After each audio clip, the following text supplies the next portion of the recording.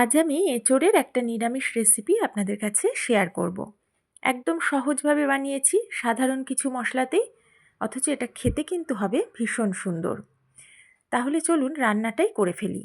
নমস্কার, কাকলিস কুকিং হাবের নতুন আরেকটি ভিডিওতে আপনাদের সবাইকে স্বাগত। আজকে রান্নাটার জন্য আমি এখানে একটা ছোট এঁচোড় নিয়েছি। এঁচোড়টা একদম কচি এঁচোড়। এখন এটাকে আমি খোসা ছাড়িয়ে কেটে নেব। এঁচোড়ের খোসা কিন্তু একটু মোটা করেই কাটতে হয়, যাতে এই সবুজ অংশটা একদম না থাকে। এখন এটাকে আমি কেটে নেব। এঁচোড়টা কেটে ধুয়ে একটা ঝাঁঝরি বাটিতে রেখেছি জলটা ভালো করে ঝরানোর জন্য। আমি এইভাবে মাঝারি আকারে করে কেটেছি। দেখে বুঝতে পারছেন এটা কিন্তু বেশ কচি, দানা কিন্তু এতে একদম ছিলই না। একটা প্রেসার কুকার নিয়ে নিলাম। এবারে কেটে টুকরো করে রাখা এঁচোড় আমি এই প্রেসার কুকারের মধ্যে নিয়ে নিচ্ছি। সবগুলো প্রেসার কুকারের মধ্যে ঢেলে নিলাম। এবারে আমি এর মধ্যে দিয়ে দেব জল। আমি পরিমাণ মতো জল দিলাম, খুব বেশি জল কিন্তু দেব না, আপনারাও সেটা বুঝে দেবেন। এবার দিয়ে দিচ্ছি হাফ চামচের একটু বেশি লবণ, দেব হাফ চামচ মতো হলুদ গুঁড়ো, এখন দিচ্ছি 1 চামচ সর্ষের তেল। সর্ষের তেলটা দেওয়ার ফলে এঁচোড়ের মধ্যে যে একটা আঠালো ভাব থাকে সেটা কিন্তু প্রেসার কুকারে গায়ে আর লাগবে না। এখন দিচ্ছি একটা ছোট এলাচ। ছোট এলাচটা একটু ফাটিয়ে দিয়ে দিচ্ছি। এঁচোড় ভাপানোর সময় একটা যদি ছোট এলাচ দেওয়া হয় খুব সুন্দর একটা গন্ধ বেরোয়। এবার একটু নাড়িয়ে হলুদটা আমি জলের সাথে মিশিয়ে নিচ্ছি। এখন গ্যাস ওভেনে এটা বসিয়ে ঢাকা দিয়ে দেব। 3টে হুইসেল পড়লে গ্যাস অফ করে দেব, আর ভেপারটা কিন্তু বসতে দেব। এখানে আমি কিছু গোটা মশলা নিয়েছি গোটা জিরে, গোটা মৌরি, গোটা ধনে 1 চা চামচ করে, 2টো শুকনো লঙ্কা নিয়েছি, আর নিয়েছি গোটা গরম মশলা, লবঙ্গ, এলাচ, দারচিনি। এই মশলাগুলো আমি শুকনো কড়াতে একটু মুচমুচে করে ভেজে নেব, তারপরে ঠান্ডা করে একদম মিহি করে গুঁড়ো করে নেব। এবারে গ্যাস ওভেনে আমি একটা কড়া বসিয়ে দিয়েছি। কড়াতে একটু বেশি করে সর্ষের তেল দিয়ে দিলাম। তেলটা গরম হয়ে যাওয়ার পর আমি এতে দিয়ে দিলাম 1/4 চামচ লবণ, আর দিচ্ছি 1/4 চামচ হলুদ গুঁড়ো। তেলের মধ্যে 1 থেকে 2 সেকেন্ড আমি হলুদ আর লবণটা নেড়ে নিলাম। এখানে 2টো মাঝারি আলু একটু বড় বড় ডুমো করে কেটে ধুয়ে জল ঝরিয়ে রেখেছিলাম। লবণ আর হলুদটা 2 সেকেন্ড মতো নেড়ে নেওয়ার পরই সাথে সাথেই আলুর টুকরোগুলো কিন্তু দিয়ে দিতে হবে।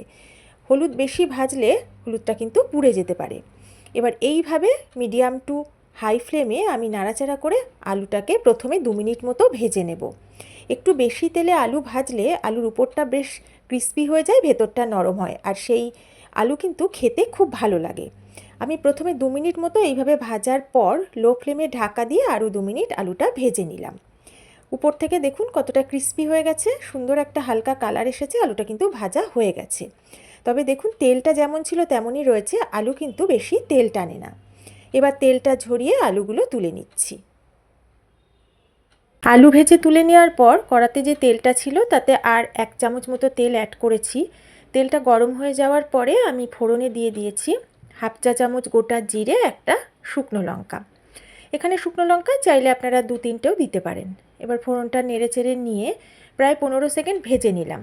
এবার আমি এর মধ্যে এই ছোটো চামচের 1/4 চামচ দিয়ে দিয়েছি হিংটা একটু নেড়ে ভেজে নিচ্ছি। হিংটা ভেজে নেওয়ার পর আমি এখন এর মধ্যে দিচ্ছি 1 চা চামচ ভর্তি ভর্তি আদা বাটা, আর দিচ্ছি 1/4 চামচ মতো কাঁচা লঙ্কা বাটা। তেলের মধ্যে লো ফ্লেমে আদা আর কাঁচা লঙ্কা বাটাটা প্রথমে একটু নেড়ে নিচ্ছি। ছিটকাচ্ছে বলে একটু ঢাকনাটা আড়াল করে নাড়ছি। একটু এটা নেড়ে নেওয়ার পর এবার লো ফ্লেমে ঢাকা দিয়ে আরও কয়েক সেকেন্ড ভেজে নেব।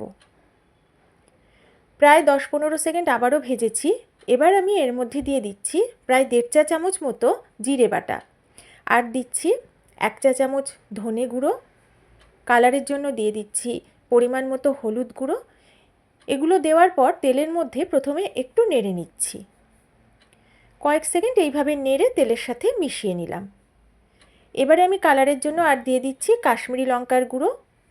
ঝাল শুকনো লঙ্কার গুঁড়ো খেলে সেটাও দিয়ে দেবেন, আর অল্প করে জল দিলাম যাতে সব মশলা খুব ভালোভাবে মিশে গিয়ে মশলাটা খুব সুন্দরভাবে কষানো হয়। একটু এটা নেড়ে নিচ্ছি, তারপরে আমি এটা লো ফ্লেমে ঢাকা দিয়ে বেশ কিছুটা সময় কষাবো যাতে মশলা থেকে তেল ছেড়ে দেয় আর মশলার কাঁচা গন্ধটাও একদম চলে যায়। মশলাটা বেশ ভালো করে ভেজে নিয়েছি, মশলা থেকে তেল ছেড়ে দিয়েছে, মশলা থেকে সুন্দর একটা ভাজা গন্ধ বেরোচ্ছে। এখানে প্রায় 1.5 টেবিল চামচ মতো কাজু বাদাম একদম মিহি করে বেটে রেখেছিলাম, সেই কাজুর পেস্ট আমি এখন অ্যাড করে দিচ্ছি। আপনারা কাজু বাদামের সাথে অল্প করে একটু চারমগজও দিয়ে বেটে নিতে পারেন, তবে আমি শুধু কাজু বাটাই দিয়েছি। আর মিক্সির জারটা ধুয়ে কিছুটা জলও দিয়ে দিয়েছি। গ্যাসের ফ্লেমটা লোতে রেখে এইভাবে নাড়াচাড়া করে বাকি মশলার সাথে কাজু বাদাম জল মিশিয়ে নিয়ে বেশ কিছুটা সময় নেড়েচেড়েই ভেজে নেব।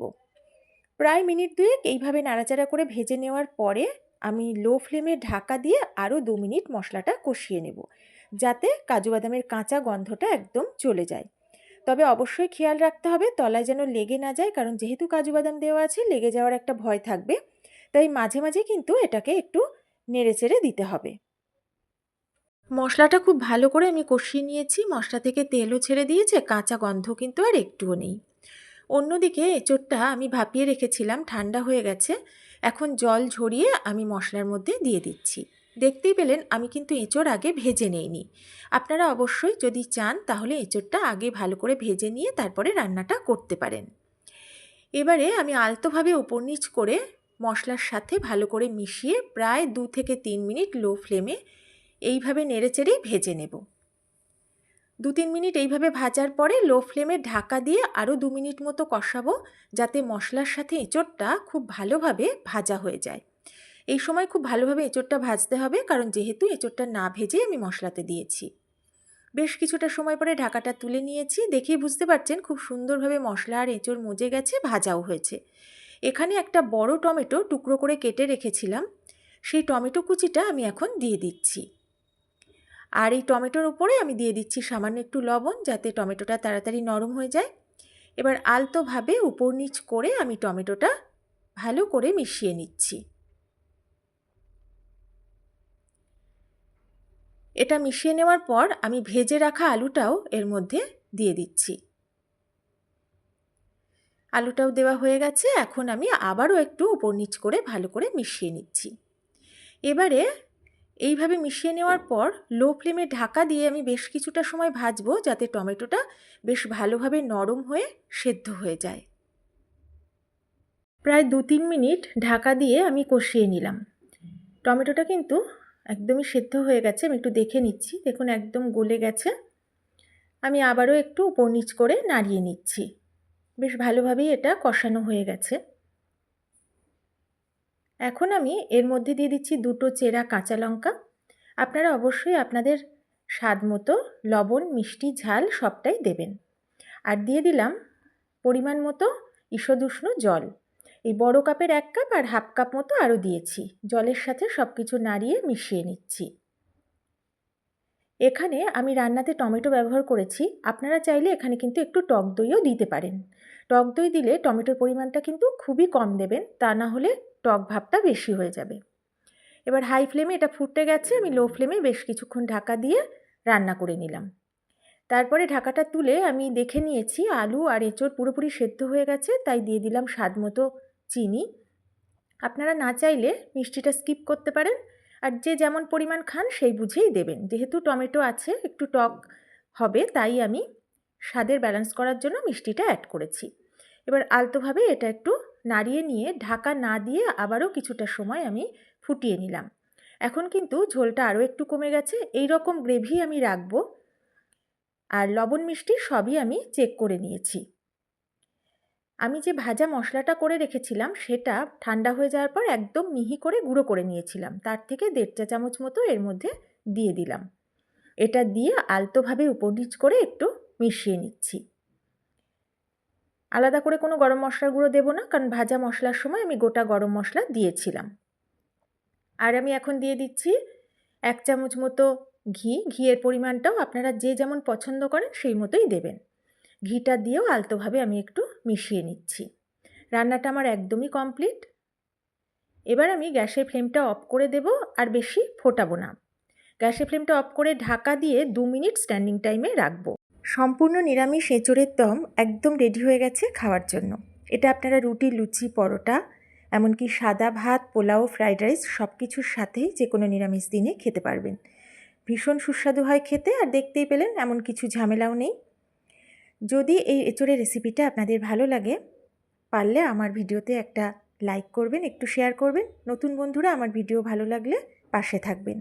আর অবশ্যই এইভাবে একবার এঁচোড় বানিয়ে খেয়ে আমাকে কমেন্ট করে জানাবেন আপনাদের কেমন লেগেছে। তাহলে আজকে এই পর্যন্তই। সবাই ভালো থাকবেন, সুস্থ থাকবেন।